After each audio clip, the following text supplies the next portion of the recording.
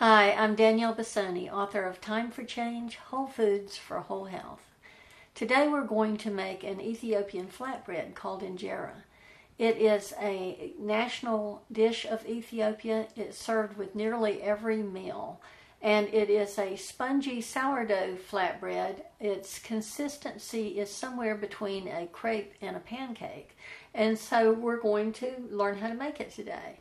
First we start with 4 cups of water. This is 945 grams. And I want to mention that when I'm making bread, I do measure everything as far as weight is concerned. And the way I do that is normally what I do is I take an empty pitcher, an empty carafe, and I put it on the scale, and then I clear the scale so that the carafe itself isn't going to be weighed. And then I pour the water in until I get 945 grams. I like to use grams because it's a little more precise than ounces. And then when I add the water, then I clear it again and I add the next ingredient, and then I clear it again and add the next ingredient. And that way my weights are consistent and they're accurate. But I've already weighed these and measured them out. This is teff. This is a grain that comes from Ethiopia. It's probably the smallest grain in the world, and it has a lot of protein and is highly nutritious. One of the things I want to point out about measuring as far as weight is concerned, this is some sourdough starter that we're going to be using. And when I started this, it was about half this full. And because the starter is very active, it's been rising, and the temperature in the room is hot. So if I were to use a cup of sourdough starter, in the beginning it would be okay, but now it's 2 cups. So you want the weight. You don't want to go by cups, especially when you're making breads. Okay, so we've put the teff in here, and we are going to blend this. And whenever I use a high-powered blender, I always use earplugs, because when your ears are gone, they're gone, so we may as well be careful. I'm going to start this on a low speed. This is turned down, and just make sure it's all blended before I put my plunger in there.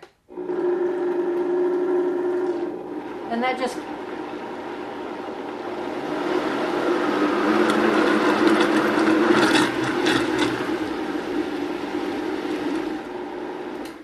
the purpose of that is it just keeps the flour from sticking to my little plunger, or whatever that thing's called. And I'm going to scrape down the sides and make sure all the teff is there. Now I'm going to blend this quite vigorously for a minute or so, because teff is a very, very grainy grain. It has the texture of sand, and we want it to be quite smooth. So I'm going to blend this until it no longer feels grainy.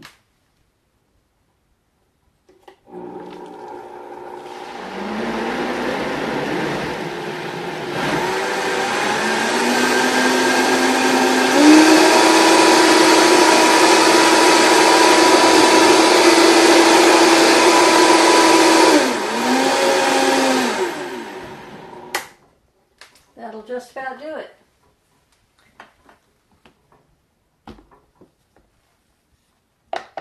So now we're going to add all-purpose flour.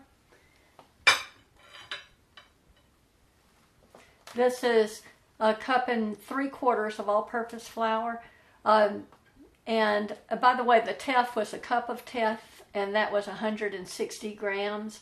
This is 3/4 cup of all-purpose flour, and that's 230 grams.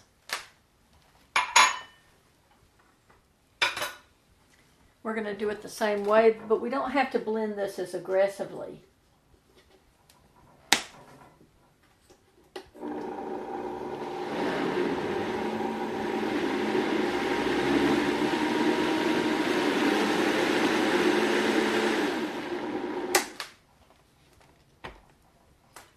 just want to make sure this is fully incorporated.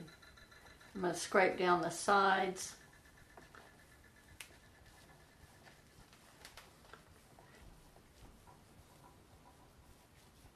Whenever you're dealing with flours, they tend to want to stick to the sides.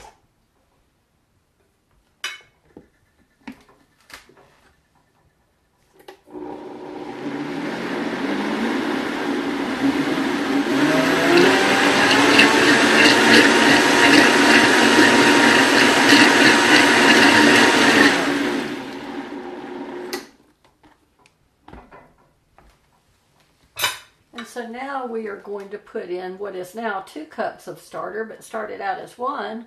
And this is 250 grams. So the weight will be the same either way. And this is a very active starter. That's why it expanded so much in the hour that it was sitting there.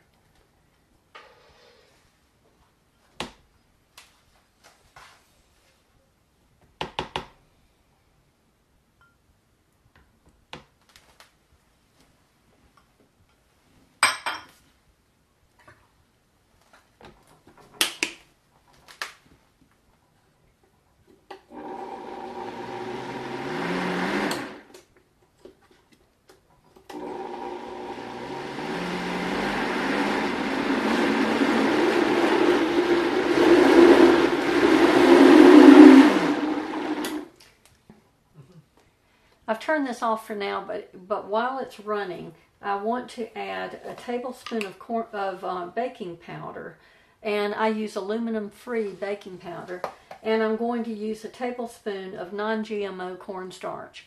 This is actually organic non-GMO cornstarch that I've put into another container for convenience. So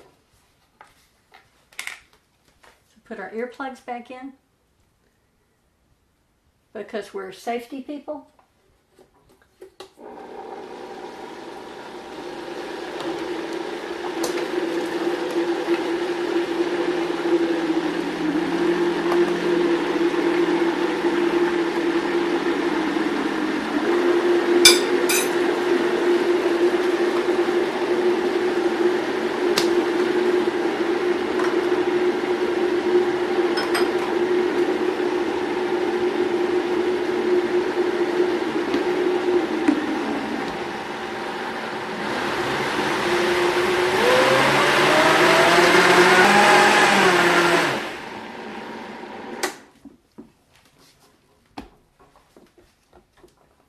I'm just going to scrape this down to make sure it's all incorporated.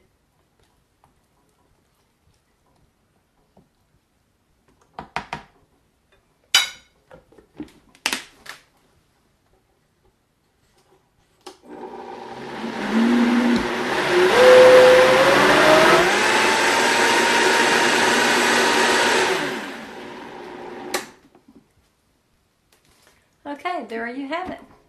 So, Ethiopian injera has a lot of little holes on the top of it. They're called eyes, and that's what we want when we make this pancake. And that's what gives it that spongy, stretchy quality that we love in Ethiopian injera. But you see, if you can see these bubbles on the top of this, these are too much. And we don't want to make the injera right now, or that it'll just have huge holes that go all the way through to the other side. So we need to let this rest for 15 minutes before we begin our pancakes. So I'll see you in 15 minutes. So the first thing we have to do when we cook the injera, I want to show you what the bubbles look like now. They're quite a bit smaller than they were when we finished it, when we finished making the batter. And by the way, the batter is called LEET, L-E-E-T. So the first thing we want to do is put our pan, and this has to be a non-stick pan, it simply will not work without it. And we put it on high. And I've let it heat up, and when you put water on it and it sizzles like that, you know it's ready.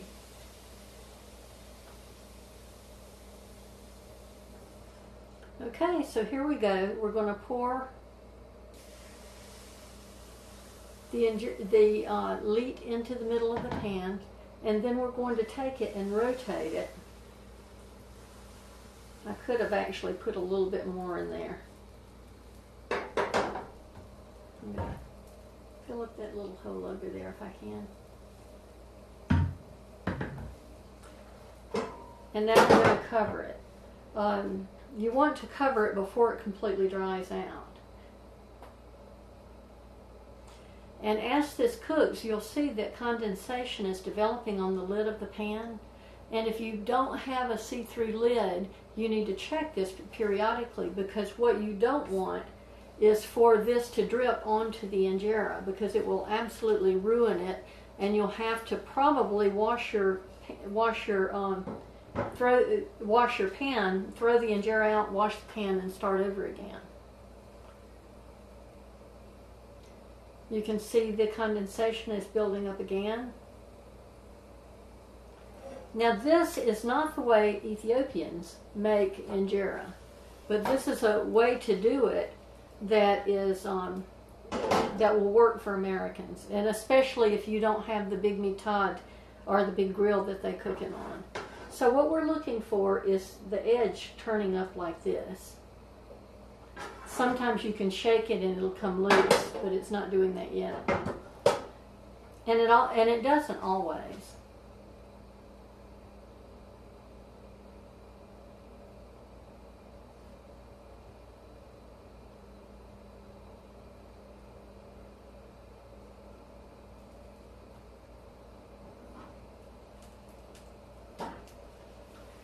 Now this has curled up enough from the edges.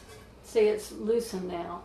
Now I'm going to move it to a surface that has a clean cloth on it.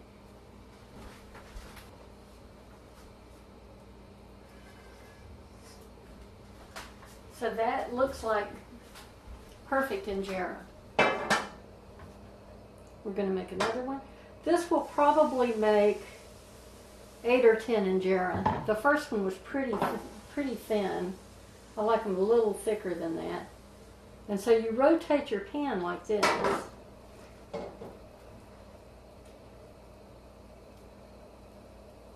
And let the batter absorb, and when it's about 2/3 or there's a quarter left of absorption, go ahead and put your lid on.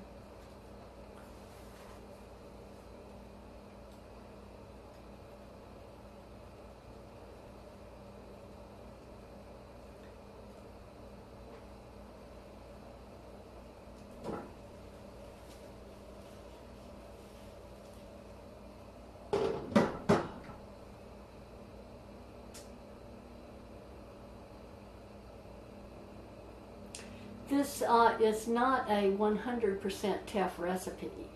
Teff, in Ethiopia, the recipes are usually 100% Teff, but for some reason it's not possible to do that in the United States. And what they, it must have something to do with the atmosphere, but beyond reasons that I understand, every Ethiopian chef tells me you cannot make injera in the same way in the United States that you would make it in Ethiopia. It has to be cut with all-purpose flour, and actually they usually use self-rising flour. I don't use self-rising flour because you never know how old the flour is, and so if you use all-purpose flour and add your own baking soda, what you have is self-rising flour. And there we go.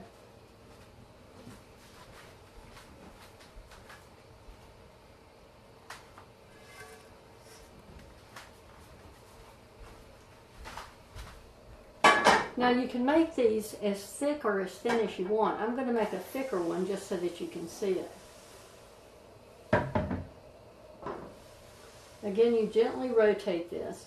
You do not want it coming up the edges, because what you'll end up with is just crispy edges that are not part of injera. These eyes are absolutely perfect. These little holes in it are called eyes. So we can go ahead and cover that up now.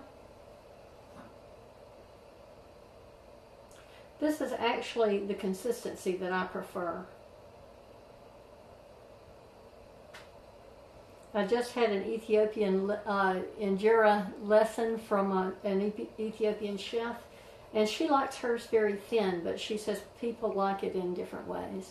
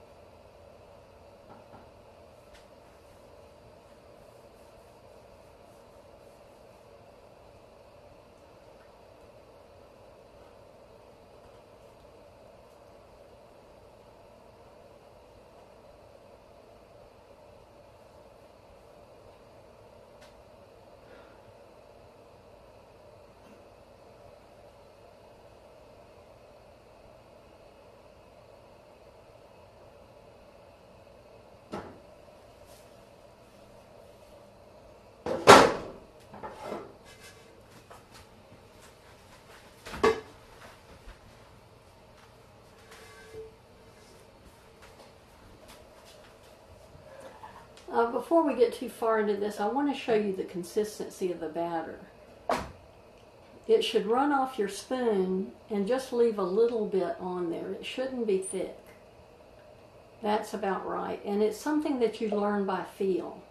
And you'll get to know what works best. I'm going to do another fairly thick one because I really like those.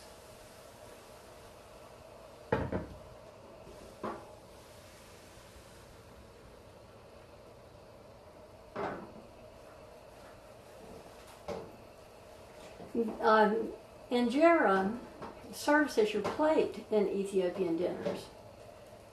The way you eat it is there are little piles of stews that are arranged around the perimeter of the plate, and I usually see a salad in the middle, which I think of as a palate cleanser.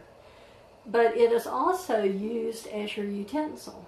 When you've finished making injera and you've got the injera on the plate that you want, the rest of them you roll up like little cigars, and you tear off a piece and eat your food with that. And so you don't use utensils, you just use injera to eat your food. And it's usually served on a large plate with a larger injera or several pieces. And it's served family style, so everybody's eating off of one tray.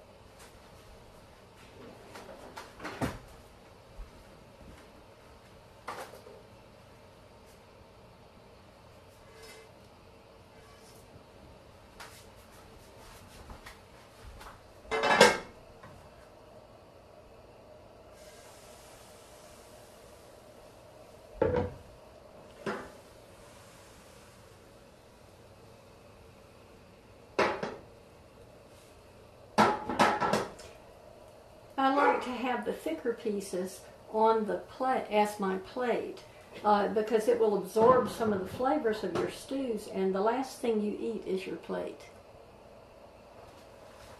These are cooked on very high heat, 400 or 500 degrees. Usually if you can put your largest burner on high, that's the appropriate temperature for making injera.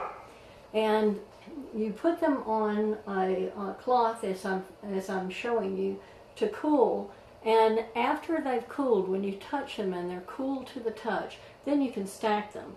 If you stack them before they're cool, they'll stick together.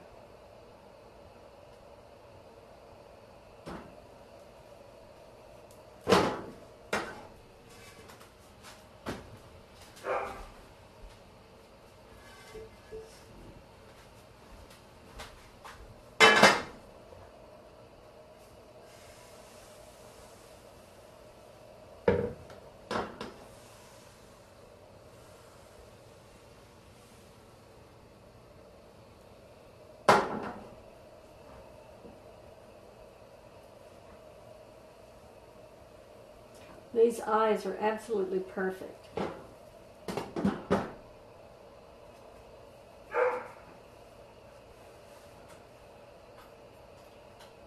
Another thing that I might like to mention is that if you have leftover injera, you can cut it into squares and dehydrate it or dry it in your oven, and you have wonderful hearty chips that you can use for dipping hummus or baba ganoush or even some of these stews if you don't want to make fresh injera. This is what the injera chips look like, and they're very crispy. You can hear them, and they hold up well to heavy dips.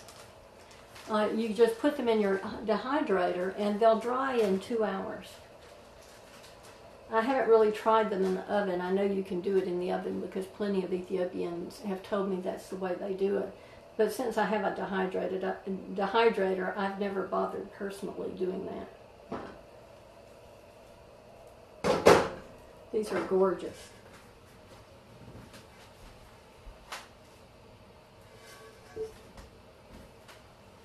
Okay, so there's a couple of things you should know as these are cooling off. This one's perfectly cool, and the cooler it gets, the more spongy it is. You can see that it's a very spongy, stretchy bread. And one of it's got beautiful eyes on it. This is just a gorgeous injera. And if you turn it over, you see that there are very tiny little holes there.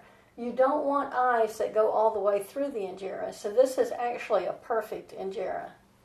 And so this would go in the middle of a plate, and then the stews would be set around this with... So this is really a perfect injera. It's got the big eyes on the front, but if you turn it over, it just has tiny little holes, and that's the way it should be. If the eyes go all the way through, that's not a very good injera. But it happens, and when you're preparing injera, you might ruin the first one, and it'll have eyes that go all the way through. Don't worry about it because it still tastes good. It just isn't perfect. And so when you eat this, the little stews will be placed around it, and in the center perhaps a little salad. And then then you'll have other ones that are rolled up like this and served on the side, or cut in half and served on the side. And so that's all there is to it. This is and the longer it sits, the spongier it becomes. Like this one still is a little crisp around the edges. I can feel how crisp it is. But this one is very spongy and stretchy, and that's the way it should look. So there you have it. Perfect Ethiopian injera.